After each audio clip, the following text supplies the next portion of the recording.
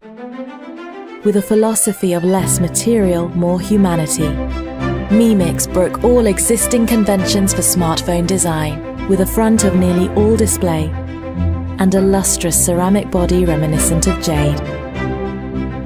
It's the modern evolution of an age-old art. Pairing art with the best of modern technology, it has been incorporated in multiple museums, including one of Helsinki's most prominent art collections, Design Museum. With simple yet beautiful architecture, the museum is an example of minimalism perfected.